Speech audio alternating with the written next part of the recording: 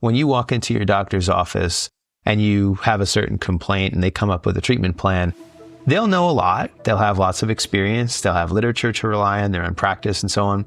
But at the end of the day, they might say, this medication has a 1 in 3 chance of working for you. And I don't know if you're going to be the 1 out of the 3 for whom this works, or you're going to be the other 2, right? We can say with data we have and technology we have that actually you might be an 80% chance of benefiter from that treatment, right? Or a 20% chance or whatever. Very practical, sort of point of care level intelligence about what is the more likely to succeed path in our healthcare decisions. That is the kind of thing that I'm pursuing at the end of the day.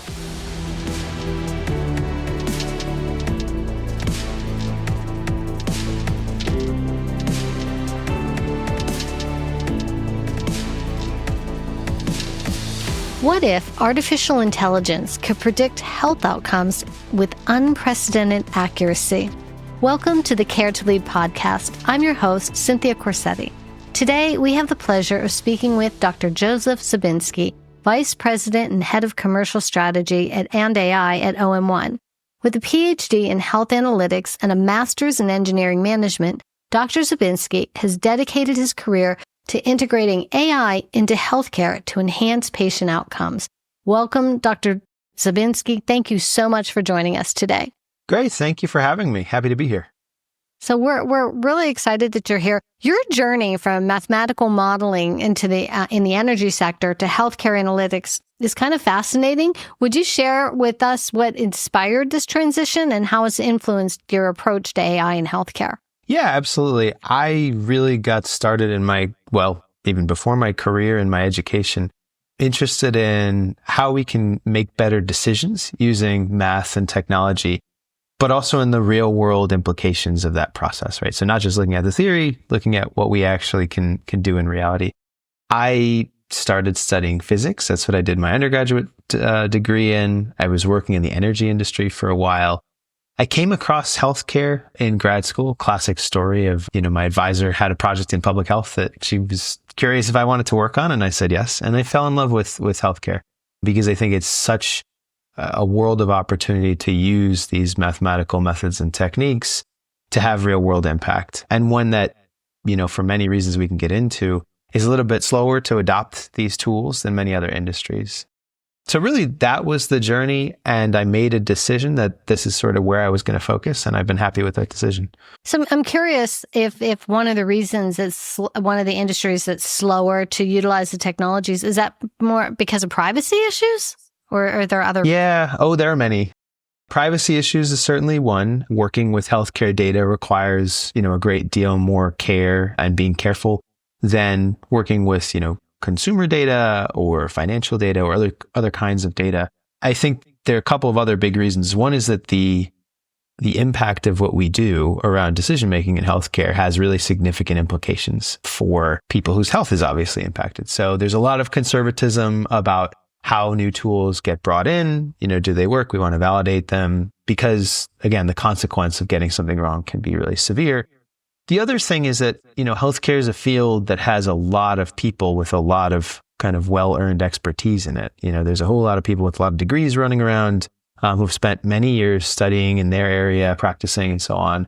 They know a lot, and it takes a lot to convince them, appropriately, I think, that new tools are kind of worth considering and may improve on how we do things now. So good news is when we do adopt new technologies in healthcare, obviously not universally, but most of the time, we've got a reasonably good sense that they're doing good things. The downside is that the pace of change can be slower than we might like, and certainly a lot of work goes into making those changes. So I'm curious if you were to try to explain to our audience on a very simple way, what's the outcome that you're hoping to achieve with using this technology in healthcare?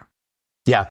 I think of my personal role and certainly my professional role as taking data that exists about all of us. We call these real world data, right? Not data that are generated in clinical trials where we're studying like a new drug, but all the other data that we generate with respect to our health. Taking those data, using AI tools to support decision making, and ultimately with the goal of improving outcomes for patients. So what that means in reality is when you walk into your doctor's office and you have a certain complaint and they come up with a treatment plan, they'll know a lot. They'll have lots of experience. They'll have literature to rely on, their own practice and so on. But at the end of the day, they might say, this medication has a 1 in 3 chance of working for you. And I don't know if you're going to be the 1 out of the 3 for whom this works, or you're going to be the other 2, right? We can say with data we have and technology we have that actually for you, Cynthia, you might be an 80% chance of benefiter from that treatment, right? Or a 20% chance or whatever. Very practical sort of point of care level intelligence about what is the more likely to succeed path in our healthcare decisions. That is the kind of thing that I'm pursuing at the end of the day. We get at that through many different methods and directions, but that's the goal. That's an excellent goal. My more shallow self listens to that and says, I would love to be able to say which one of these gazillion-dollar anti-aging products would really be worth the investment and really going to work. There you go. So you have collaborations with organizations like the American Academy of Dermatology, and it sounds like it's been pivotal for your organization. How do these partnerships enhance your AI initiatives, and what challenges have you encountered? Yeah, I love working with partnered organizations. I mean, we are able to work with, a whole bunch of different kinds of folks. I love working with patient groups, with physician groups.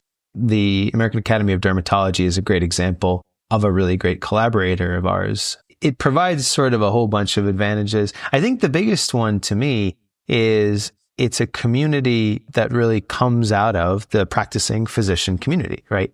The people on the ground every day who are treating, diagnosing, trying to manage dermatologic disease, and getting their perspective on, does this thing make any sense, right? Like I can build a beautiful computer model, but does it make any sense to you? Would you actually use it? Is this a real problem that you have? Am I missing sort of an elephant in the room problem that I haven't even considered, but that you might actually benefit from being solved?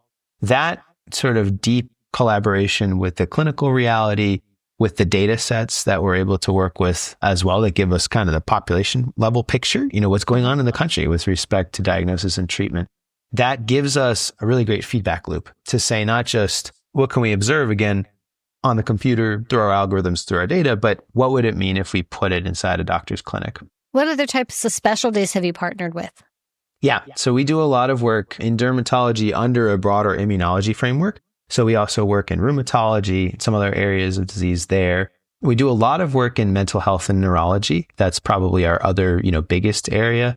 So there, we have a partner network that covers, thousands of practicing mental health providers within the country, covering millions of patients. And it's another one where, I've learned personally just a tremendous amount about access to mental health care, differences in some of these large diseases. We hear about lots of people have depression, more and more so every year, but it turns out there's a whole bunch of heterogeneity inside that disease that I get to work with as part of our work in mental health. And then the final big area is cardiovascular and metabolic disease. So we've done a lot of work, for example, in MASH, which, people may know was until recently called NASH. This is non-alcoholic fatty liver disease and its descendants. These are the main areas we focus on. I will say as a company, we also spend time, and I spend time in my AI world, working with rare diseases as well. And rare diseases have their own special characteristics. There's lots of help needed. We used to say that there's about 7,000 rare diseases. I was at a conference a couple of weeks ago. Now the number to quote is 10,000. So lots of uniqueness, but those are the main areas that we focus in. Can you share a little bit more about your company, the size, how long you've been in business, and those kinds of things? Yeah, absolutely. So we were started back in 2015 or 2016. So we're, 8 or 9 years old or so at this point, based in Boston, but very much a national and global team. We sort of went all in on remote work during the pandemic. Our founder, Dr. Rich Glicklick, and some of our executive team have been doing this work for decades. Rich himself, as well as some of our other senior folks, have written the handbook that the U.S. government uses for registry design and evaluation, which just gives a sense of the amount of expertise we have in-house. The company's currently about 175 or so people. I've been here for about 6 years, so I've seen most of the history of the company. And it is amazing to see, honestly, the world sort of catching on to things we've been talking about for a long time. Ever since ChatGPT hit the public sphere about 2 years ago, November 2022 or so, this question of kind of like, what can AI do in fill in the blank in this world in healthcare has gotten sort of very popular, but it's something we've been working on for quite a long time. So your entire company is remote, or do people come into the office, or? Yeah, this is active conversation. We do have an office. It's a lovely office in Back Bay in Boston. People do come in, but I live in New York. We have lots of folks who live scattered across the country. So it's always, it's a balance of how often do folks go in versus how often do they stay at home. I think we've actually done a pretty good job at developing good collaboration as a remote first company, let's say. That was not the case before the pandemic. We were mostly an in-person company at the time. And it was a transition that we had to make. The good thing about working in data and technology is, you don't need to be anywhere in particular. You just need your laptop. So, the nature of our work facilitated that transition for us. And I know that often people think that teams can't collaborate as well remotely. I believe they can, but I know I hear that often. I even heard that Zoom is making people come back to the office. But I'm guessing that with what you do you pardon me? I just said it seems a little paradoxical or hypocritical for them to do that. Yeah, well, I did hear that. I don't know if it's true, but I heard that. But I'm curious to know, like, with what you do, it feels like people who are involved in your organization would have such a passion for the work itself that some of the things that might hang up just people doing a day-to-day job that they're not super into don't affect you, which would make remote work better. Am I correct in that assumption? It's a good question. I haven't thought about it specifically from that angle, but I would say yes. It's been my experience that people who are in healthcare to be in healthcare and not just, because it happens to be where they ended up, they do have a focus that comes from that dedication that does kind of make it a little bit easier to put up with some of the disadvantages of, for example, work situation. So before I joined One, I was a consultant at McKinsey, and one of the things that we were working on with large pharmaceutical companies was how do you set up data science and machine learning organizations inside the company? And how do you compete for talent? Because, especially then, but it's still true, the, engineers, data scientists that you can hire could also go work in tech or in finance or in whatever other industry, right? So what do you do about that? And one of the answers we hit on, and it's something I've seen play out over my career, is look for people who have obviously the technical skills you need, but who do have that dedication at a personal level, at a mission level to working in healthcare, because there is a certain stickiness to their kind of dedication to the organization that's doing that kind of work. So what would you consider some of the key leadership qualities that are necessary to drive AI innovation in the healthcare sector? I think there's a few. One that comes back to me is this notion of, we have to be patient. We can't be too patient because, we have to push the envelope with these technologies. As I think I had written in my written interview, I am not a very patient person by design, I guess. Partially because I see what these tools can do and I want to snap my fingers and have them do what they can do. But having patience, I think that comes from a respect for why things are the way they are. Not that things are always perfect, but, the doctor is not saying something because they woke up on the wrong side of the bed most of the time. They're saying something because it's what their training and practice has taught them is a good thing to say. We have to be respectful of that. Patients themselves need to be brought along, right? We can't just say, this is now the way we do things and just deal with it. That's not a good way of interacting in healthcare. So I think that overarching notion of patience is one thing. The other thing from a leadership perspective, I would say, is that healthcare, again, it's an area where there's just a culture of expertise. And innovation sometimes requires breaking out of people's preconceived notions of expertise, right? Innovation requires us to get away a little bit from hierarchy, from kind of accepting an idea because it comes from a certain source, rather than saying, like, independent of, who came up with the idea, does it make sense? Challenging a little bit of that while, again, being sort of respectful of the community is another leadership characteristic I think is important. Whatever your role in this intersection of healthcare and tech is, I think that will come up. And it's something that has to be learned and developed. But if you can do it, you can make progress without sort of blowing up, the people around you, which won't get you very far. So you mentioned patience as a virtue and something that you often struggle with. Is patience, have you ever gotten in trouble from a lack of patience? Yeah, I'm sure I have. I definitely think something I learned early in my career, and maybe even back in grad school, which I guess was sort of a safe training zone, was to be very careful about double and triple checking the performance and the evaluation of different models before sort of claiming that they did what I thought they did. I came very close to getting in trouble. I remember at one point in some of my doctoral research, because I had done something in a quick way, I guess you could say, in an impatient way. I come up with this really cool conclusion. I was really excited about it. And then I realized that, I had made a mistake. And if I had gone forward and published that before I had realized that it was a mistake, that would have caused all sorts of problems. Luckily, I thought of this. I went back, redid the calculations the right way. I lost my result. It was an exciting statistical result. It vanished. But I learned, don't jump the gun from some of those experiences. And I think I've been lucky enough to avoid any sort of spectacular problems that came from my earlier impatience. And now I've learned to just be patient from the beginning. Be patient from the beginning. Yeah. Dr. Zabinski, what do you see as some of the biggest ethical concerns? Like AI is just taking the world by storm. And there's a lot that can happen. And some people say that we have no idea just how much can be happening in the future with AI. So as you look at it, and you worked with McKinsey, you've worked with other places and other industries, and I'm sure you have an opinion of what you think some of the top ethical concerns that we need to be thinking about. Yeah.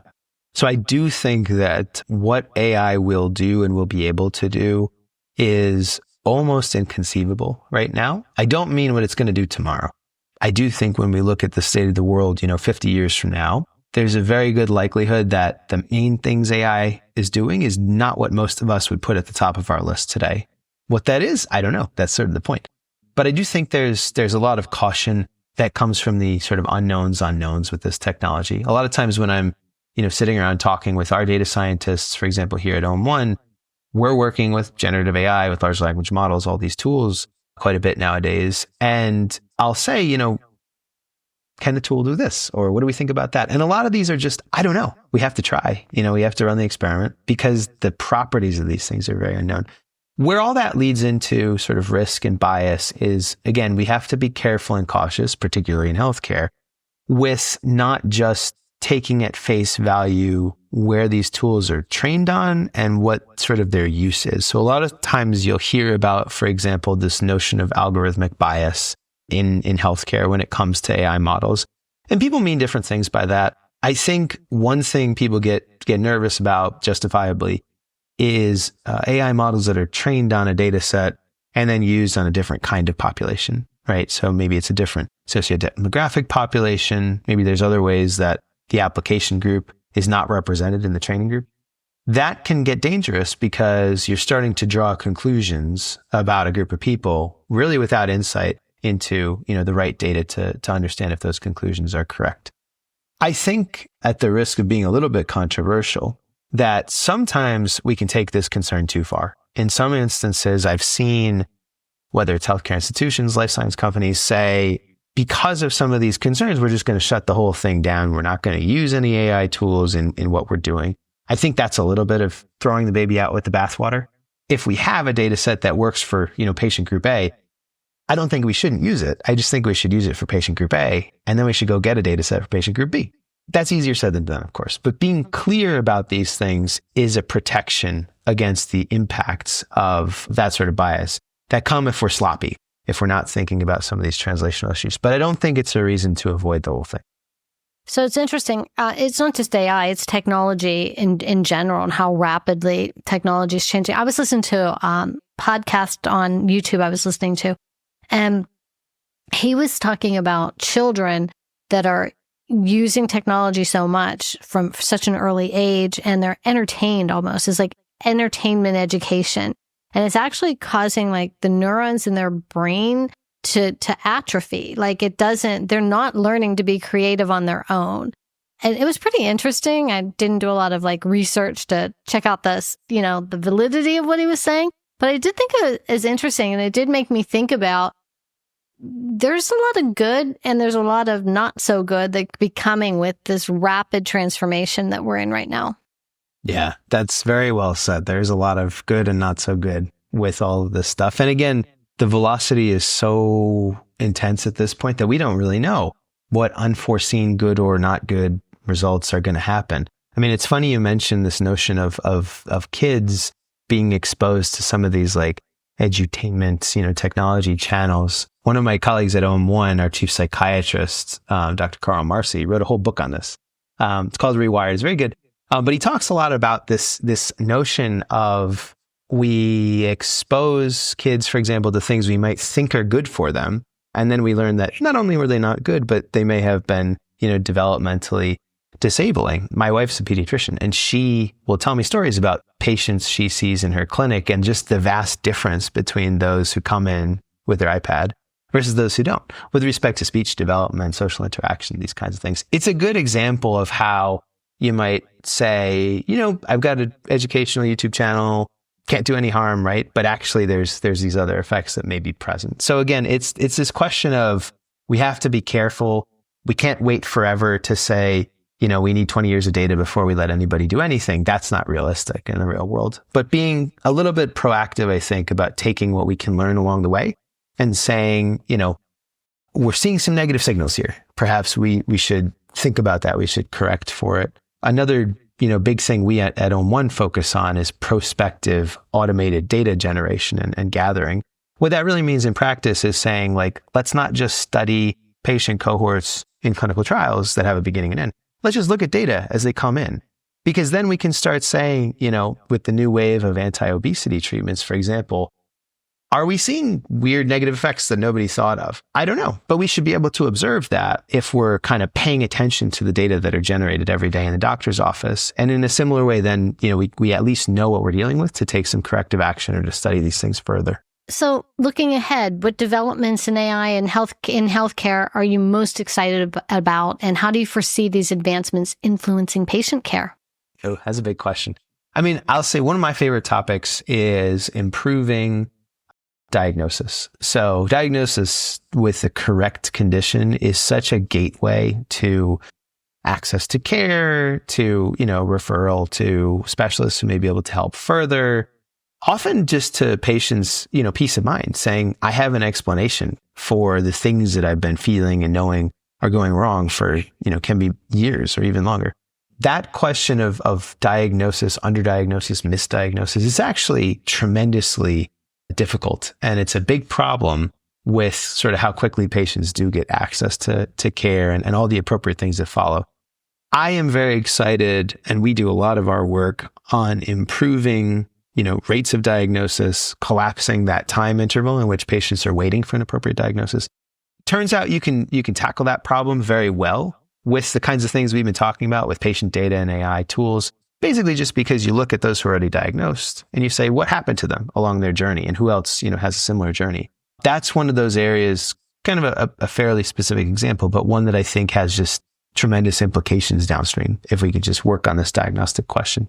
The other one I would say that I'm excited about is this sort of increasing intelligence or personalization, let's say, around treatment pathways. This is a paradigm that's now existed for a good amount of time in oncology, right? The notion of personalized medicine is quite familiar certainly to oncologists, but even, at the level of patients. We kind of all know that, if a person has breast cancer, for example, they may have, one genetic issue versus another one, and maybe those point in different treatment directions. That kind of personalization is not present in most areas of disease outside of oncology.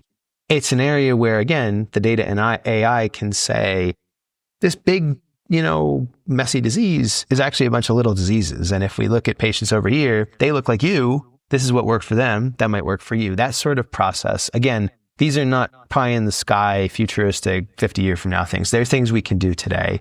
We are beginning to do today. And I think in that sort of short to medium term, that's where, my greatest hopes and expectations are. That's actually exciting. It sounds exciting. I think so. I was at my doctor's office a few weeks ago and he said, I'm going to give you this medication. And I said, why? Out of the class of medications. And he said, oh, well, here's my reasoning. And I thought it was great. I mean, and obviously he knows what he's doing. But even at the end of that process, it wasn't clear that this was, a perfect medication for me. Maybe we'll switch off it, do something else.